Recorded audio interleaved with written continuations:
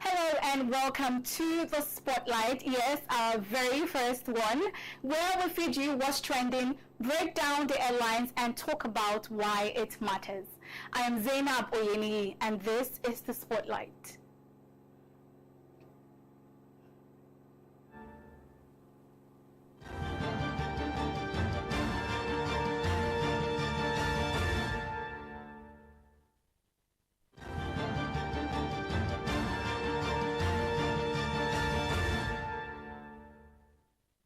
Take a look at what's making headlines today. Tinubu convenes Nigeria Police Council today to consider Tunji Disu as substantive IGP. Iran-US conflict may raise Nigeria's fuel prices. And in entertainment, Omotola Jalade-Ekeinde marks 30 years in Nollywood and makes directorial debut movie.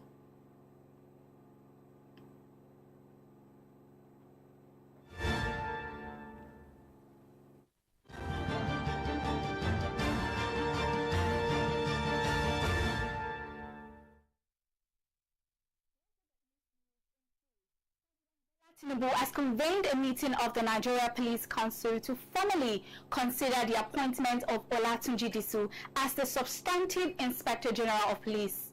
The meeting is scheduled for 2 p.m. today as part of the legal process required before Disu's appointment can be confirmed and sent to the Senate for approval. So, for those who don't know, here's what is happening.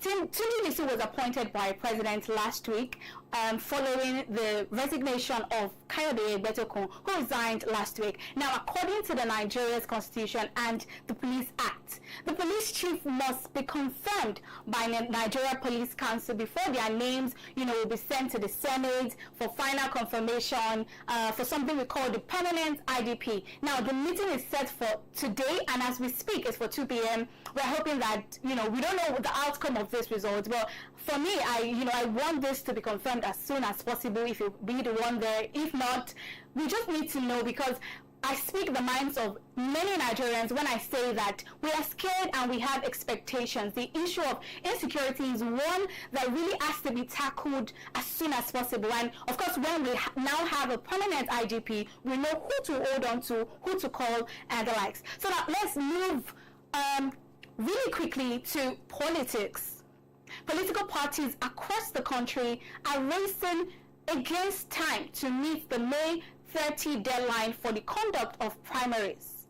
following the release of a revised electoral timetable by the Independent National Electoral Commission. The Commission unveiled the schedule fixing April 23 to May 30 for political parties to nominate their candidates ahead of the 2027 general elections. However, the timetable sparked immediate controversy, with the African Democratic Congress (ADC) and the Action Democratic Party (ADP) rejecting the schedule, describing the timeline as restrictive and difficult for opposition parties to meet. They also raised concerns, warning that the compressed calendar could undermine fairness and inclusiveness in the electoral process.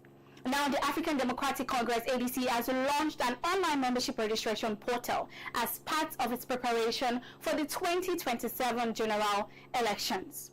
Now, do we say that, the INEC is actually being unfair, or we say that these opposition parties, ADC and the likes, are the one who have incompetence amongst them? Because if you look at it from the slide, the ABC have been clamoring, the ADC, has been clamoring that, probably the ruling party already knows that this is coming up, and they had started their membership registration early on, and they are just figuring this out now, the other parties.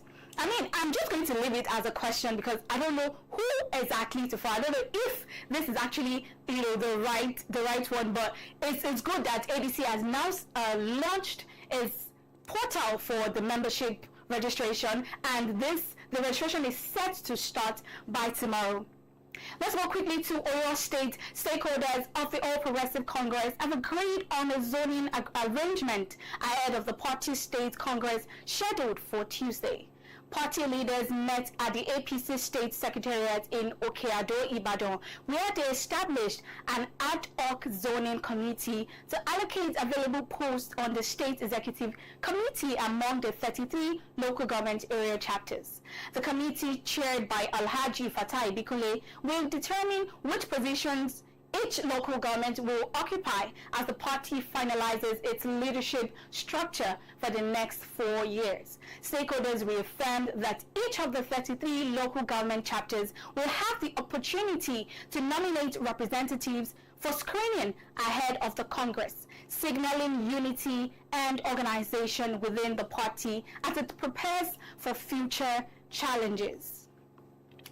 You see, when you look closely at what happened in Oyo State over the weekend, to me, it's less about positions, it's more about managing people's interests. The APC stakeholder meeting and setting up zoning committee, it tells you one thing: they're trying to avoid internal crisis, and strategically, I think this makes a lot of sense. Earlier in, I think last week, I was able to cover one done in Lagos, the Congress done in Lagos at each local government area, and consensus was also adopted. I feel like zoning can promote unity, but it can also spark some quiet disagreements if the members do not agree with whatever was, what they agreed on were the people that was nominated. So this move suggests that APC in Oyo is thinking ahead. So before you talk about winning elections, you have to secure your house internally. I feel like that seems to be the focus here.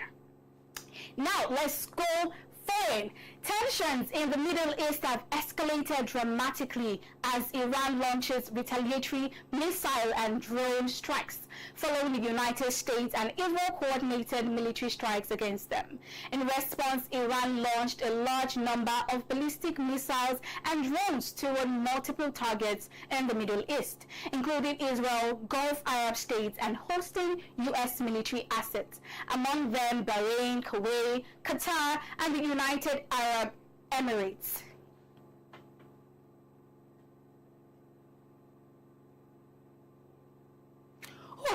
Looking at the latest developments in countries in the Middle East, what we are seeing is escalation. And now, for the first time ever, it feels like Dubai is being impacted directly. Think about Dubai International Airport being attacked, and having to suspend flights. Civilians were, very injured, and this is a place, a city where there are international flights here. So now, suddenly, conflicts that we thought was only affecting terrain, apart just Jerusalem, Israel, is affecting everyday lives of people across the region. It's not really. It's not really a good one. And in the same light, protests erupted here in Nigeria, the northern part of Nigeria, of course, following reports of the killing of Iran's supreme leader, Ayatollah Ali Khamenei. Members of the Islamic movement in Nigeria took to the streets in Niger State, expressing solidarity with Iran and condemning what they described as an act of aggression in the Middle East.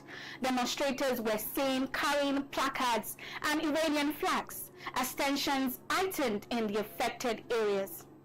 In response, the Inspector General of Police, Tunji Disu, has ordered increased security presence to maintain law and order, urging protesters to remain peaceful. Authorities say they are closely monitoring developments to prevent any escalation. Permit me to say this, waiting they happen, because what do you mean that the attack on Iran, where reportedly Ayatollah was killed, amongst other Iranian leaders. Now, the Islamic Society of Nigeria here, they're also called the Shiites, though, the Shiite community, and we have a lot of them here in Nigeria. They are now protesting because to them, this attack feels like an attack on the general Shiite community, globally, of course. But moving away from that, are we not aware, or are they not aware, that Ayatollah wasn't a good leader? He had his decades in power crushed oppositions, jailed people, executed people. I mean, it took away their rights, that the normal human rights that you would have had. And millions of Iranians lived in fear because of his rule. So while people have the right to protest, I know that this is our right, but shouldn't we also think about the pain that this person has caused us? I'm not trying to disrespect anybody's belief, but I really feel like it's about understanding people's pain too. The pain felt by millions of people who lived under his rule can never be undermined, and I don't really know what to say about to those Nigerians protesting, because even in Nigeria we have a lot of other pressing issues. Not to take away from them that somebody actually died, but we have more pressing issues here in Nigeria that demands protest. All right. So now, this story also takes us to business, where Nigeria, already fragile fuel market, looks set for further strain as global crude oil prices surge in response to escalating conflicts between the United States and Iran. Energy analysts and industry operators warn that any sustained increase in international crude prices, especially if Brent crude moves towards $90 plus per barrel due to tightening supplies, could translate into higher petrol and diesel pump prices for Nigerian consumers. Currently, petrol retail price is about 810 to I think 815 naira per liter, and that is according to adjusted price already, like the recent adjusted price. And I think according to the CEO of Dairy Eels, Kevin Emmanuel, he analyzed something. Dangote currently processes an average of 18 million barrels of crude oil monthly. Now, out of this 18 million, about 12 million barrels are imported. So now you see the correlation. It means that if there's any sharp or little increase, which there is already, though, according to the news that came out today, there is. But if there is more to it, it means that crude oil prices from this escalation would also directly affect Nigeria. I really hope that this doesn't happen, and these are one of the things that happen from the back end of fights, of wars, of several other things, that anything that Nigeria is one of those people that has inputs in the global market. So anything that happens globally would one way or the other concern us. So now let's go on a quick break, and when we come back, we'll have a lot to talk about in entertainment.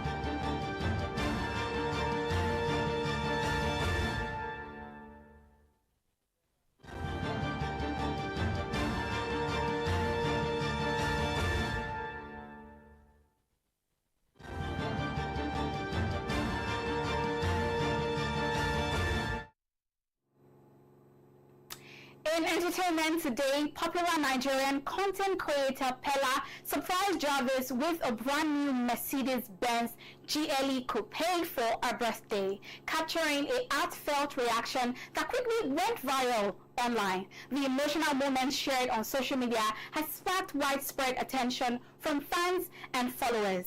Let's take a look at this.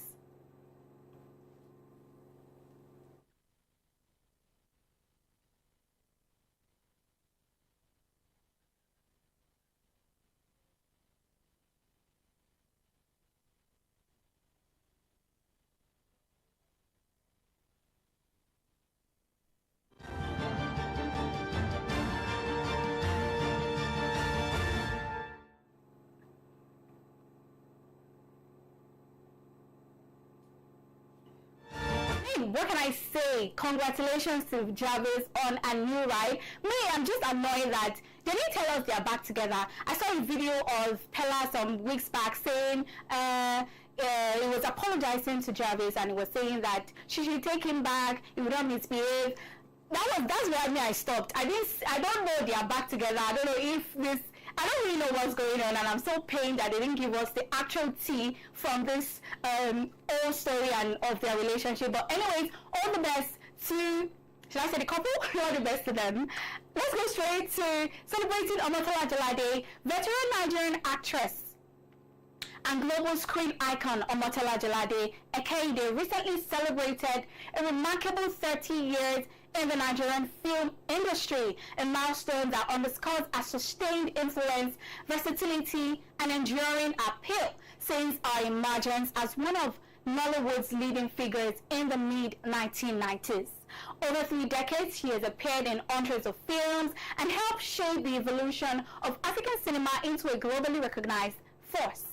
In addition to commemorating this career milestone, Omotola has reached a new professional peak by stepping behind the camera as a film director. Yes, our directorial debut, Mother's Love, showcased internationally at the Pan-African Film Festival PAF in Los Angeles as part of its rollout before the nationwide cinematic release on March 6th. That's a very great one. What can I say? Can we just take a moment to appreciate consistency? 30 years in any industry is no joke. Now, specifically in the Nollywood industry, it comes with a lot of resilience. It comes with a lot of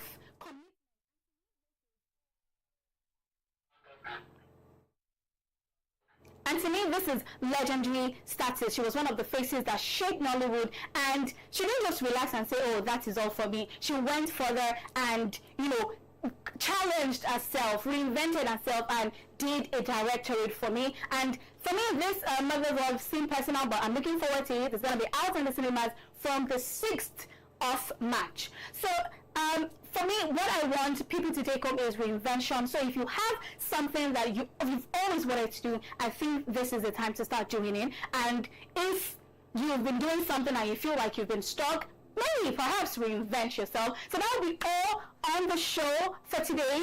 You can also comment on our website or our YouTube for your opinions, as well as we're going to spotlight all of this on the show tomorrow, and we're going to discuss it. If you have opinions, addition, subtraction, do well to put this out. And Zainab Oyeni, let's meet tomorrow.